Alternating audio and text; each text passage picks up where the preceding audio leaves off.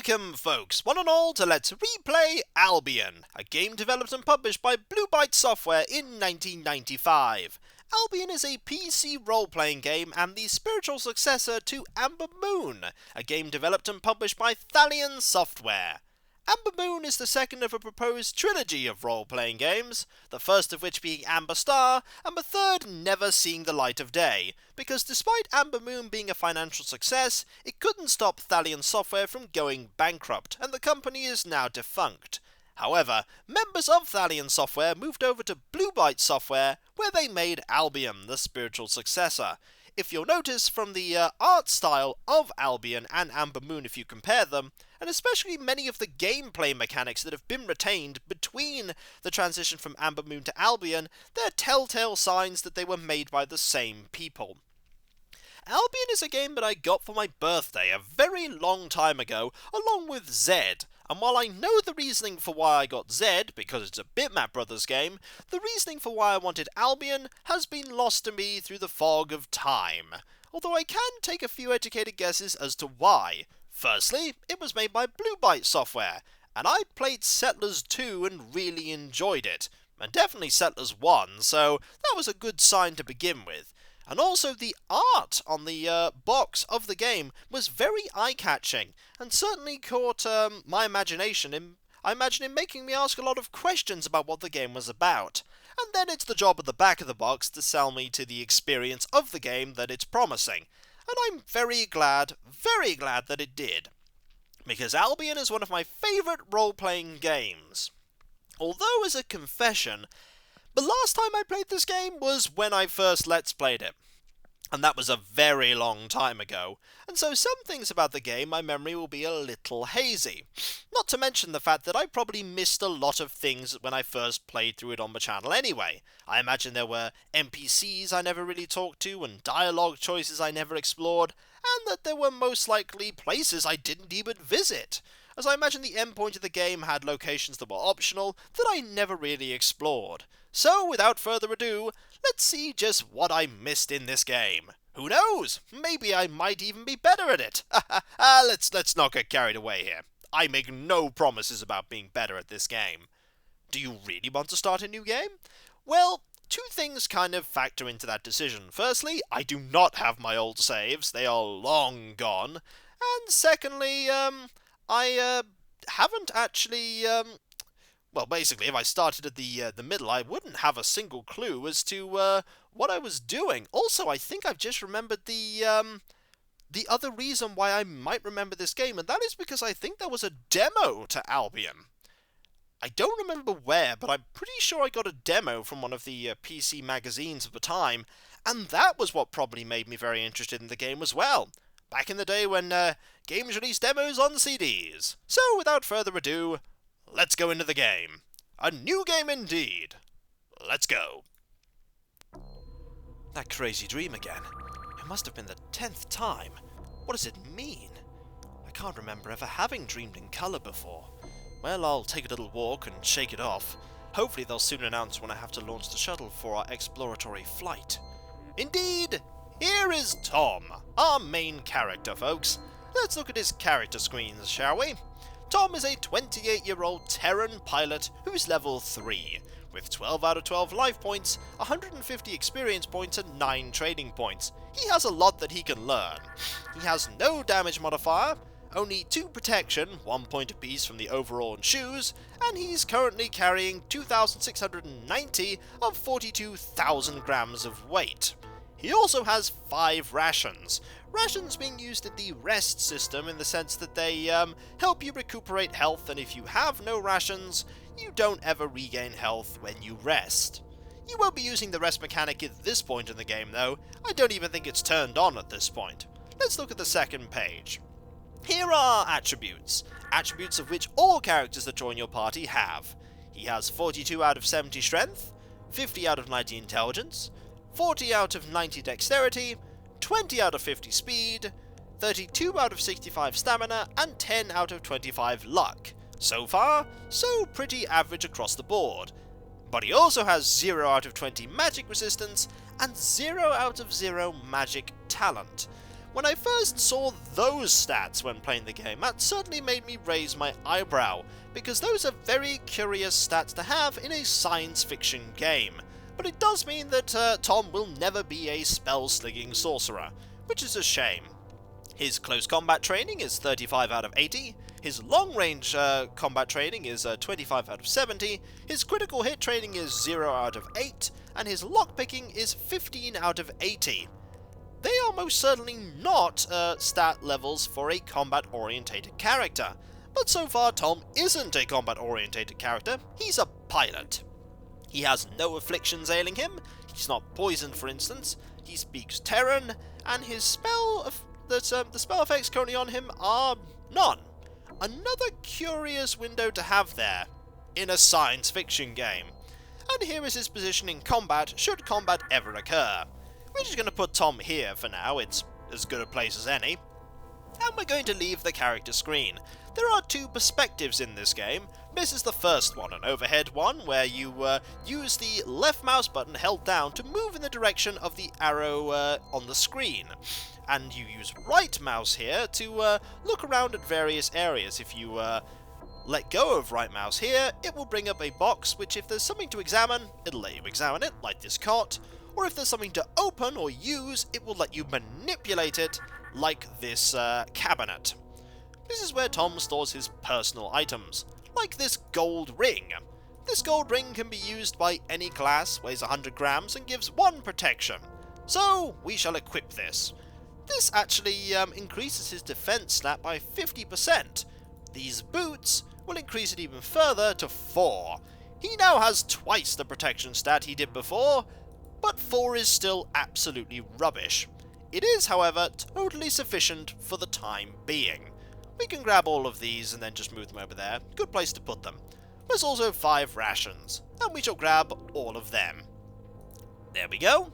What else is also in this place? Well, there's a chair. We'll grab this, we won't grab the chair because we can't grab the chair. Also, here is another chair. And also, here is a cup, or as the game likes to describe it, dishes. Doors automatically open here if they can automatically open, well most of them do. And here is a cabinet, and here is our chemical toilet. The only place in the game, I believe, which has chemical toilets. So, let's leave and head out. We've got a busy day ahead of us. When Tom goes out into the corridor, he sees Christine, his girlfriend, approaching him. He goes to talk to her. "Hello, Christine. How are you? Are you well?" "Hi, big guy. Did you get enough sleep?" "Christine, it's sure good to see you, honey. I feel awful. You were right last night. I should have stayed with you. I had that crazy dream again. It's getting clearer every time. It's crazy, alright. You're not usually affected like this. It must have been something to do with the overseas jump. Stay with me tonight and I'll drive away all those awful nightmares. The dream began before the jump and it's not really that scary. It's just so intense. Never mind, what's the use? I'll just walk around for a while longer. Maybe I'll run into Captain Brandt and find out why I have to launch with, or when I have to launch with Snoopy." "Snoopy? Haven't you? Oh boy, you must have slept sound. You could hear the explosion through the entire section." "Explosion? Get to the point. What are you talking about, Chris? What happened to Snoopy?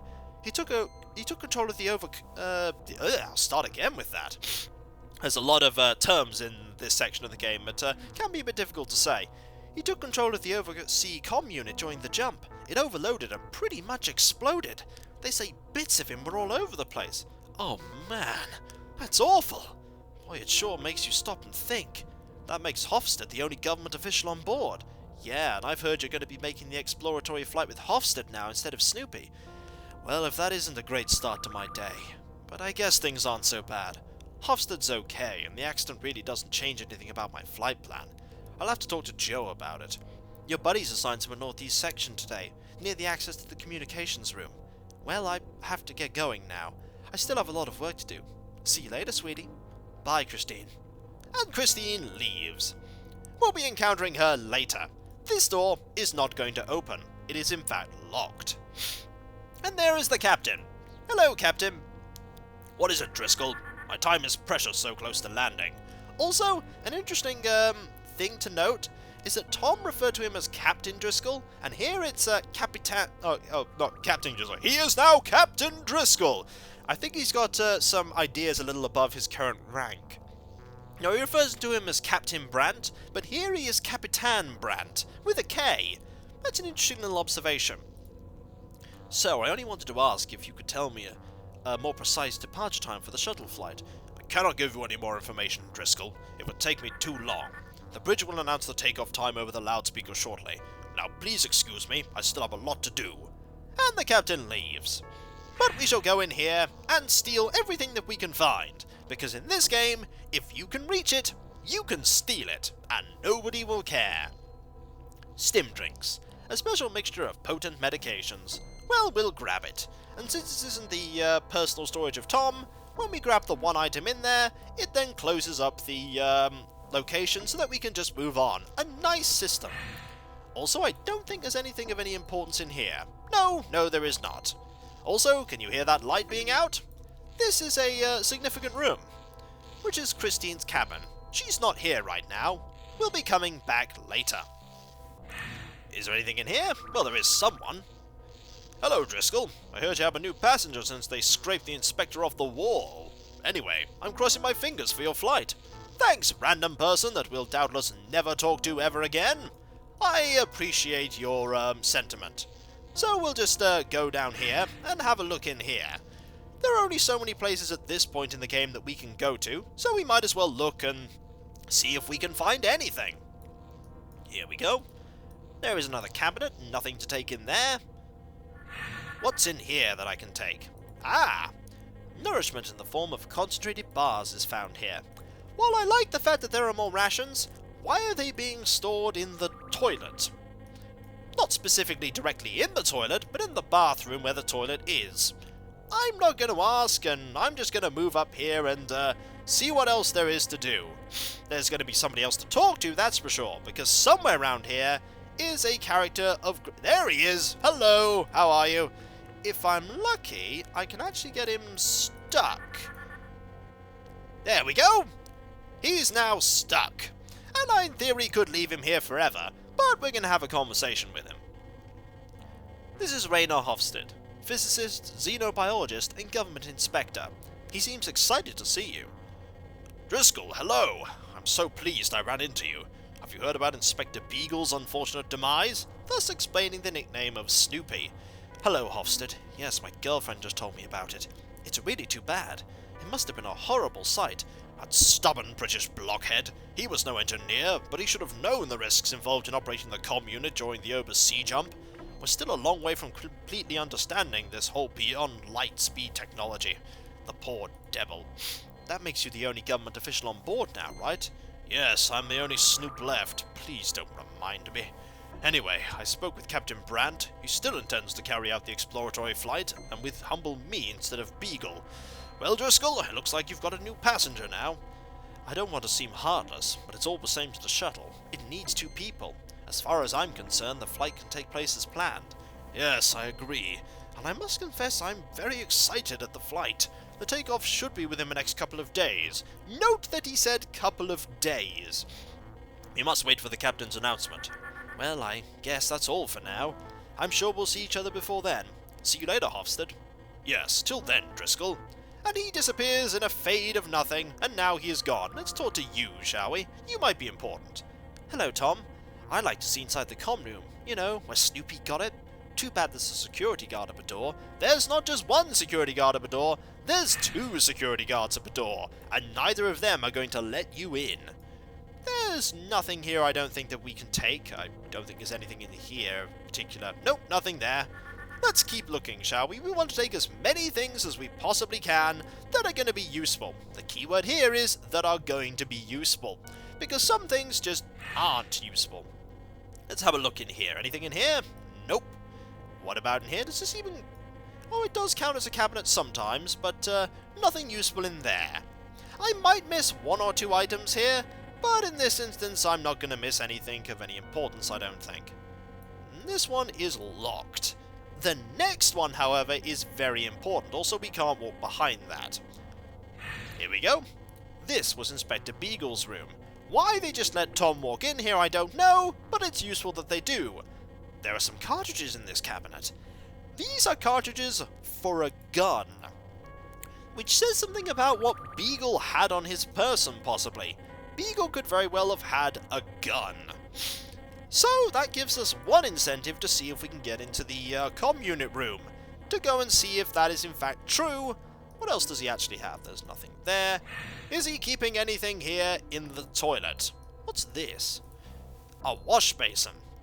Looks like an odd designed wash basin, but hey. Let's go over here now. Can we get in this room? Also notice all the rust here in some parts of the floor. Some places will just never stay clean. So we're going to have a look down here and there we go. Here goes Christine. She is currently heading to her quarters. One of the opportunities that we have that we could go and say hello to her. So we're just going to keep following along here. There we go. And she's going to go in. And when she does, we can... Announcement for Pilot Driscoll. Shuttle prepared for launch. Launch can follow shortly. Or launch call follows shortly. That's a loudspeaker announcement that echoes through the corridors. Ah, finally. I must remember everything I want to take with me on my flight. First, we're going to say hi to Christine. This is the door to Christine's cabin. Chris appears to be present. Shall we knock on the door? Yes. Hi, Tom. Great to see you. Come on in. We'll have a good time. Tom is not troubled by his dream tonight. Sometime later, Tom leaves Christine's cabin. Bear in mind, by the way, that we said, well, the announcement said that it would be shortly, the flight. This was not a few days. Apparently it took us a few days to explore these rooms. That is not true whatsoever. The character we really want to find at some point soon is Raina, but right now we're just going to explore in this area and see if there's any more items we can uncover. There is a lot of dialogue to be had in this game, a lot of dialogue, and soon the game is going to start pestering us to go... Oh, there's Raina. Let's talk to you first. Hello, Driscoll. How's it going? Soon we'll reach Nugget, then I'll be up to my ears in work. What are you doing? I am a chief mechanic. Right now I am testing the operational capacity of the mining units. What can you say about the mining structures? Well, first, the systems we brought with us will mine enough ore for further production of robot systems. This will result in a self-sustaining process, which will produce more and more ore, which we can shoot home in the cheap containers. This is how the "what can you say about" system works, in that it asks one question, and then you get other questions you can ask. You can also enter a word in, if you know one in particular. Let's ask about robots. The new models are gigantic, with integrated self-repair circuits. These things are indestructible. Wouldn't say that. Let's talk about ore. There's supposed to be all kinds of ore on Nugget. Let's talk about Nugget. If only half the data of the probe sent back to our target is true, everyone can treat themselves to an indie license with his bonus. The amount of raw material has to be almost as high as on Joshi. I think Hofstead knows more about the exact data. What can you say about Hofstead? Yes, now he's the only official on board. Actually, for an egghead, the guy's pretty okay. He likes to criticize the company when you talk to him for a while, though. Well, he's right in a way.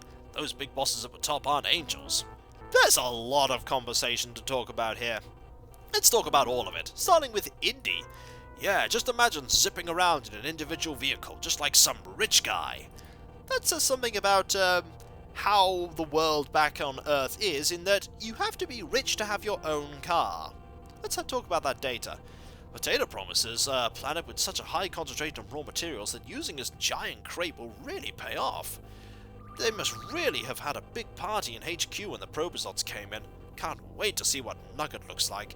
Although it probably won't be all that exciting. It's supposed to be a desert world without enough oxygen for free breathing. No poisonous substances in the atmosphere though.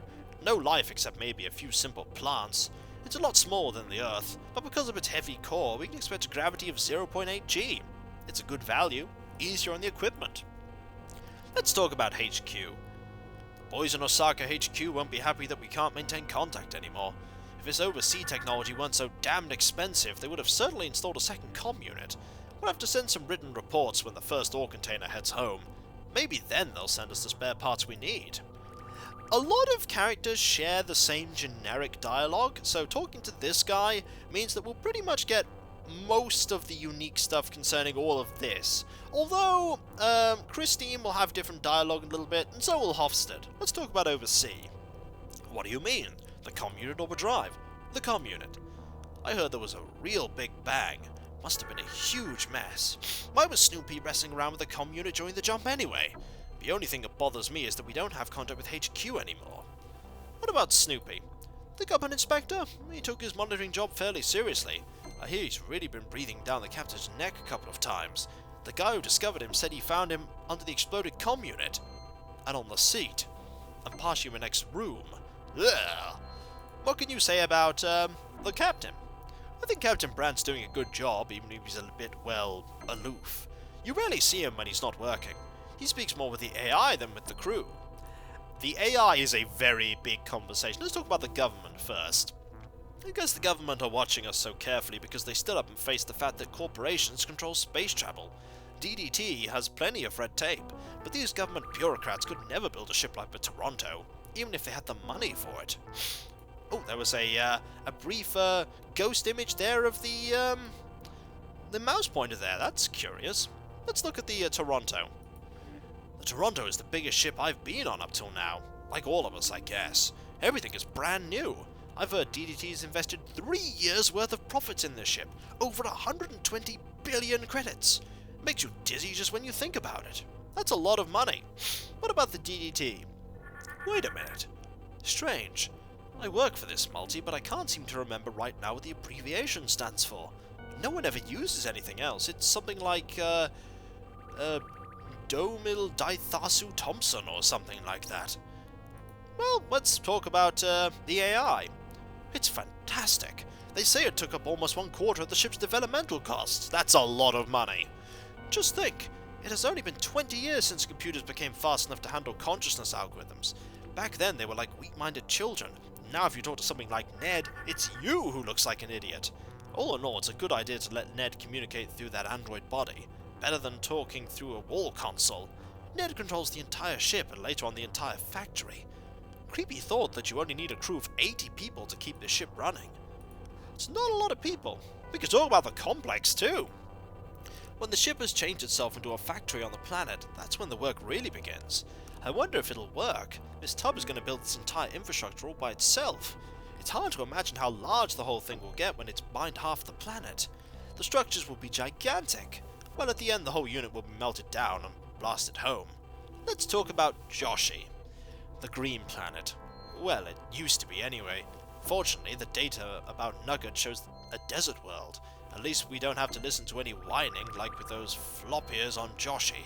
I'm really not an environmentalist, but to dig up a life-filled planet like Joshi really wouldn't be my thing. Let's talk about what they said by floppy ears. Yes, you're right, I guess. After all, besides the, I think I know said. After all, besides the Hoika, they were the only intelligent beings that have ever been discovered. But even those government eggheads thought the Lopiers had come to the end of their development. Pretty decadent. Yes, it's a pity that they caught that disease. There were only a couple of thousand of them left, when you think about wiping out an entire race. Well, at least the Hoika are still alive. Let's talk about the Hoika. The settlers were probably a little too rough on Gaia's original inhabitants. After all, it's the only world discovered that supports humans. The Hoika have their reservations. And let's talk about environmentalists. Have you heard the news about the environmentalists? Well, we won't be hearing any more news because the comm unit's gone, but go on. The radical wing has surrounded the last Galapagos island with a mine belt. 3 Peruvian military ships ran into it. The moderate environmentalists are furious. It's going to be hard for them to impose more restrictions on us now. And with all of those conversation topics done, also, take a look at this ring. I'm not interested in this item. He won't be. Most people won't be interested in items you show, but we'll see him soon. Bye, Tom. And when we come back, folks, we'll have more people to talk to, more places to explore, and maybe we'll even go and... Announcement for Pilot Driscoll. Please report for launch of the exploratory flight. Report for launching the shuttle? No way! Tom decides to ignore the call for the time being. We have much more that we still need to look at before we move on. So, when we come back, folks, we'll continue exploring the Toronto, talk to more characters, find more items, and then we'll see if we can get into that comm room. because there might be something worth our effort there. So, I'll catch you next time, folks, and I'll see you then. Later.